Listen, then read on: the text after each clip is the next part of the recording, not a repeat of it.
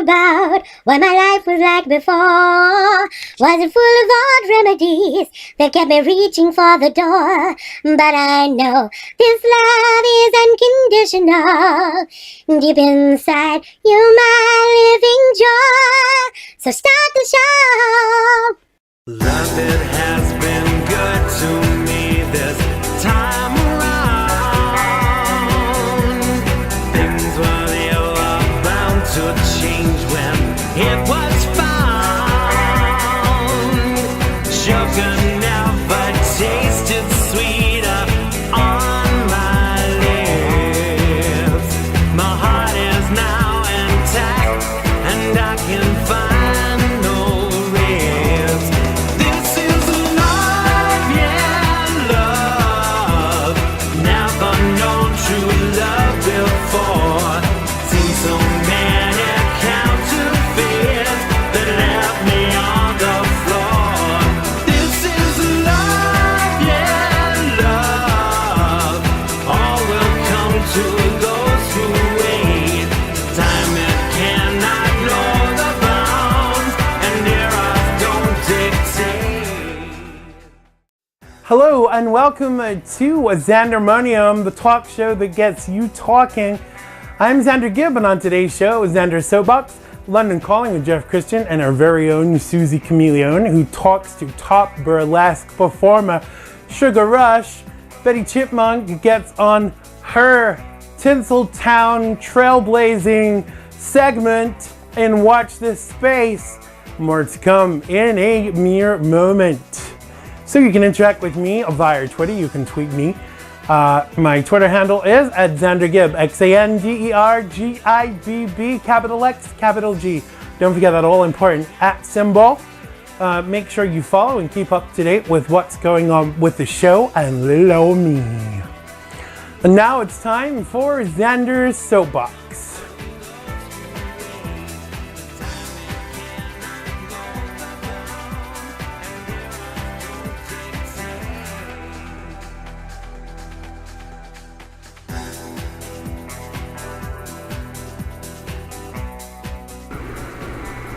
Oh, sorry.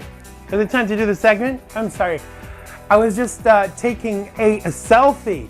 Now, it is a growing trend, and everyone is doing it, believe it or not. Everyone is doing it, from politicians to grandparents to teens to absolutely everyone. And it's in an older tradition. Obviously, I'm talking about selfies that are sweeping the nation. And the more bizarre, the better in social media, and are clearly a modern take on the self-portrait. Oh yes, they are. Now, taking the practice one step further and actually jumping into other people's pictures, which is called photobombing. You better not do it to me. If you see me taking pictures in public, don't be jumping in to my picture, because I won't be very pleased with you. Now, we're seeing selfies taken at the dentist, the hospital, and the White House. Yes, even the president is doing it. And people at the top of the Empire State Building while bungee jumping, riding a motorcycle, which is a little dangerous, and the list is endless. They're taken in costume, sans clothing, in bathing suits, and in the oddest places. And then now are even our accessories for the selfie addict. You can now buy a device called a selfie stick. Oh yes, you can. Now, a selfie stick is a monopod used to take selfie photographs by positioning a smartphone or a camera beyond the normal range of the arm.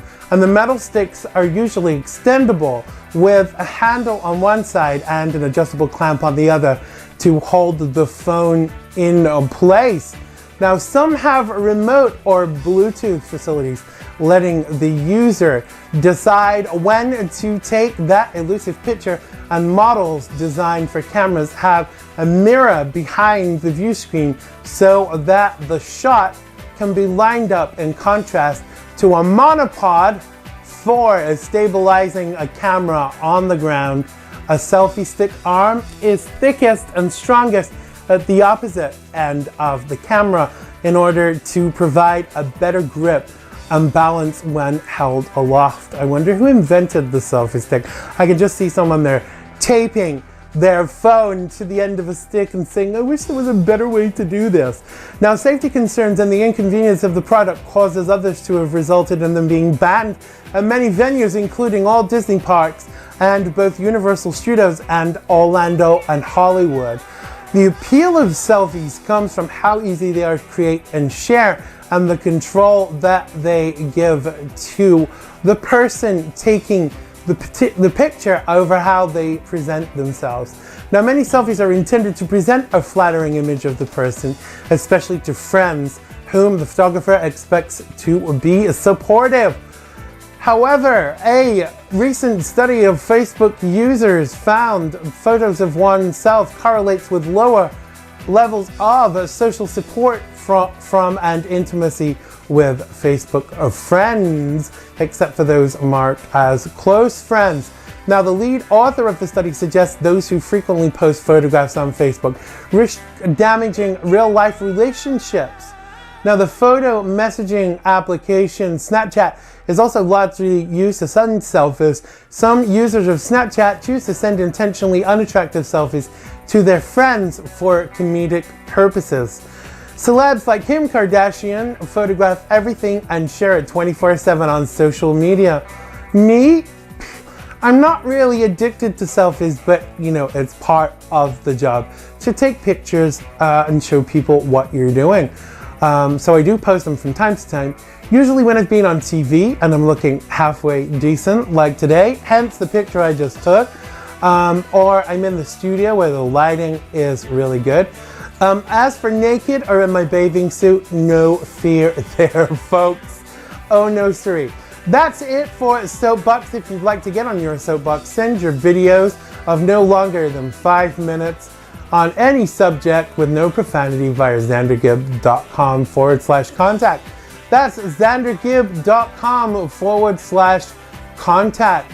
Claude, do you have any selfies of you and your girlfriend? I can't even say the word. You and your girlfriend that you would like to share with us? You don't? Okay, never mind. I try. And now it's time for London Calling.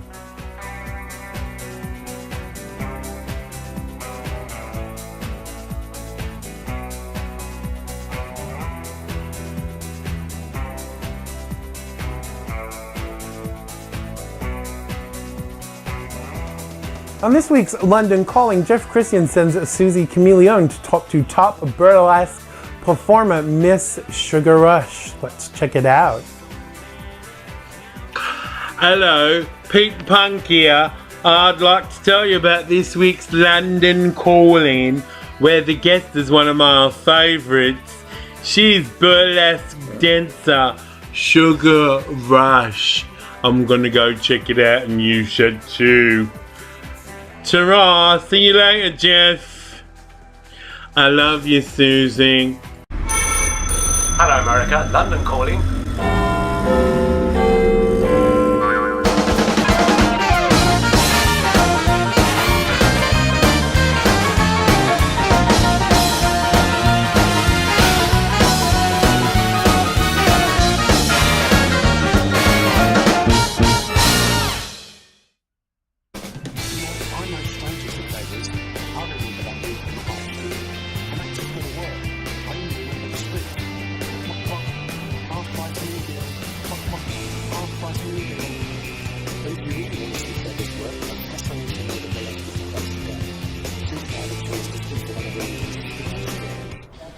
So today I'm here with the beautiful and talented Miss Sugar Rush. Hello. Hello. Thank you so much for being here with us today. Thanks for having me. Thinking about the very beginning, what inspired you to embark on a career as a burlesque performer and pin-up model? I've always loved to dance. From the age of 6, I started having ballet classes, classic ballet. But at some point I had to stop because I've always been really curvy and it's not the right shape for ballet. No, they're very strict. They're very strict. Yeah. And then I just stopped because there was no opportunities and just got a bit frustrated with everything.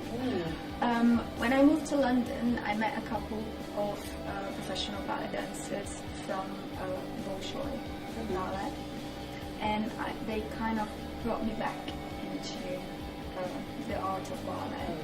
And it was a really, really exciting period of my life for me, because I've always been an artist. I've always been inspired by dance and ballet.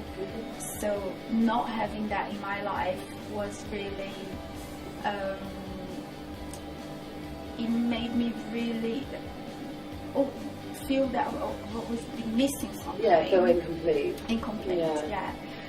So I started having classes with them, so I could get back on track. I felt that I was improving, so it was really good. And then I discovered burlesque. Considering that burlesque performance and 50s style pin-up modelling and fashion has seen a massive surge in popularity recently, with everyone wanting to be a model or a burlesque performer, how do you aim to stand out from the rest? I think it's amazing that everybody's into that, because burlesque and pin-up embraces everyone. Sure. So, no matter what size you are. No matter what size you are, everyone can be a pin-up, everyone can be a burlesque performer. So that is amazing. And I just aim to continue what I'm doing. I just want to work hard and get involved in as many projects as I can, as a performer or as a model.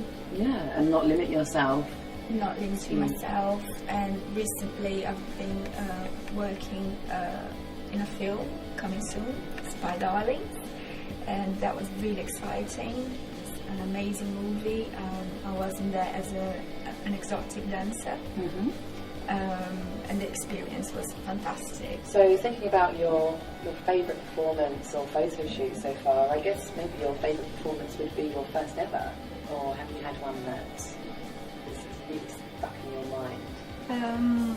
I have all my performances like really close to my heart, because even the bad gigs are like a learning curve for me. Sure, yeah. So I love so much being on stage that every moment on stage are really special.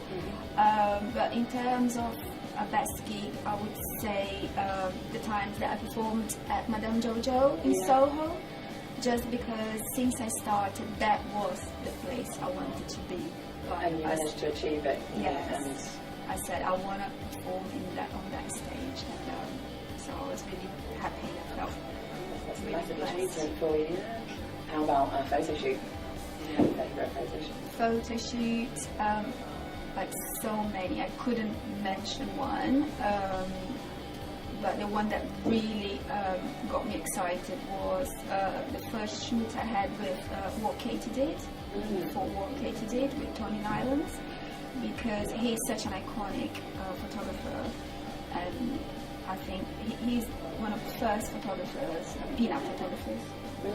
And so when I had the opportunity of being photographed by him wearing lingerie from What Katie Did, it was like, wow, you're massive. Yeah, What Katie Did is such a great design there. So you have reached the semi-finals of Miss Pin-Up UK competition. Congratulations. Thank you. How was this experience? Did you have fun? Enjoy?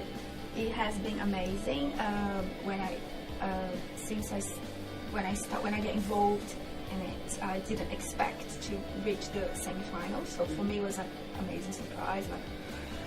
And but I'm really happy. I met so many inspiring people, and the journey has been fun. Has been, enriching. And I'm looking forward to the finals happening on the 25th of September at the London Tattoo Convention. So by the time this is aired, you may have been crowned Miss Pin-Up UK 2015. Who knows? But no matter the results, I feel like I'm a winner already, just by all the people I met. Finally, who would you love to work with in the future? I would say there's so many things I want to do. in future. I want to do more photo shoots. I want to be able to be in more pin-up magazines. Also, like I said, I really enjoyed the experience of being in a movie, film, like amazing, and in music videos. So I just want to keep doing that and working as much as I can. That's it for this week. Back to you in the studios, Oliver. That was London Calling with Jeff Christian, Susie Chameleon, and top burlesque performer Miss Sugar Rush. London Calling is produced in association with Mr. Binks Media. And now it's time for Watch This Space. Oh yes it is.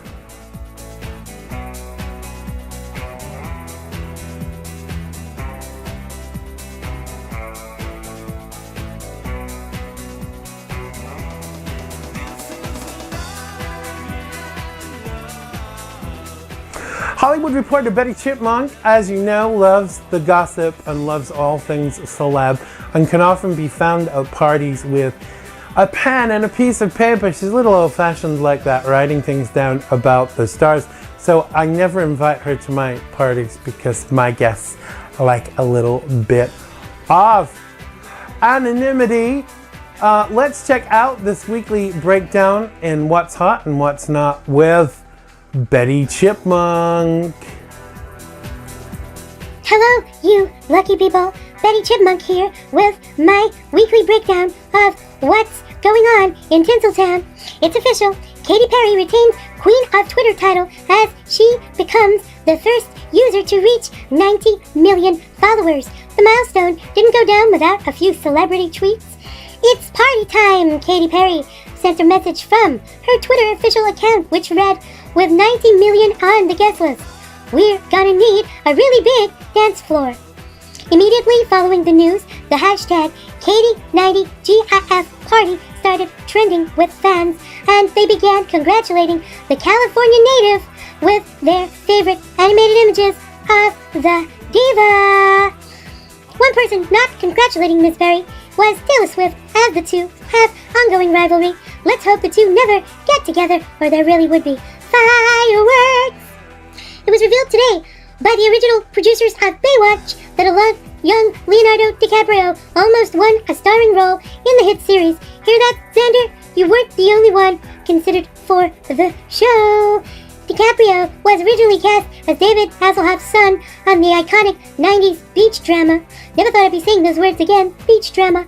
The future Oscar winner was just 15 years old when he auditioned for the role. And while he gave a great performance, as if he never did anything less, it was Hasselhoff who nixed it for his part. Just like the Hoff to put a spanner in the works. Now apparently David was concerned it would make him look older. Can we say vanity, David? Instead, 9-year-old Jeremy Jackson got the part, and DiCaprio went on to star in 1993's What's Eating Gilbert Grape, nabbing his first Academy Award nomination for Best Supporting Actor. All this after the revelations that there will be a Baywatch movie gets me running to find my red swimsuit. So, seems Miss Abby Lee of Dance Moms fame is having a little problem with Lady Law, and she is going federal on her rather ample ASS. Now, if feds get their way, Miller could see 24 to 30 months in jail after pleading guilty today to part of her indictment last year on 20 counts of fraud and a new charge of violating currency reporting laws. I am picturing her with horizontal stripes and living on a diet of prison food and shuddering for her.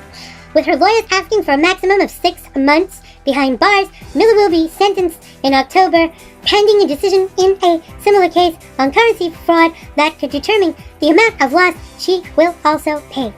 Facing possible $5 million fine and 5 years imprisonment on the initial charges, Miller struck a deal with the feds after talks started over the past few weeks and deadline revealed earlier this month. Coming soon! Prison Moms and Miss Abby Lee will teach you how to shower tango and how to hide a razor blade in a bar of soap and make a shiv out of a toothbrush and how to make license plates. Yes, Abby, we will send you a file with a cake in it. So no stranger to controversy, the side of the Jesse Williams speech at the BET Awards, Beyoncé was at it again, stirring the racial pot. She wasn't officially announced to perform, but I'm guessing she muscled her way in at Sunday's award show. But as her backup dancers marched out, no, not dressed as Black Panthers this time, but to the I Have a Dream speech, which echoed over a driving beat. The audience knew it was on. Some people use every opportunity to share a message, and in that vein, coming soon, the very best of Betty Chipmunk. Be sure to check it out. Xander, it's back to you in the studio. That was the fabulous Betty Chipmunk with Watch This Space. If you'd like to invite her to one of your parties, you can contact us via the show at xandergibb.com/contact. That's xandergibb.com/contact. Well, that's it for today. Maybe you could invite Claude and his girlfriend too. That's it for today's episode of Xandermonium. Don't forget to join my mailing list at xandergibb.com and follow us on social media. Thanks to Jeff Christian, Susie Chameleon, and burlesque performer Sugar Rush. Thanks to Betty Chipmunk, Claude, and everyone who worked on today's show. And as usual, thanks to you for listening. So for those of you asking, yes, we will be starting the Ask Xander segment again. So send us your questions. We'll do that next time. And you can also send us your videos. Thanks for watching. Stay cool out there because it is pretty darn hot. And we'll see you next time on Xandermonium. I love you all. Bye-bye. Buffalo soldier, dreadlock rasta, fighting on a rival, fighting for survival. If you know your history, then you will know where you're coming from. I'm just a buffalo soldier in the heart of America. I'm gonna go now and cook me tea on the grill. See you next time on Xandermonium. Love, it has been good to me this time around. Things they were bound to change when it was found. Sugar never tasted sweeter on my lips. My heart is now intact and I can find no ribs.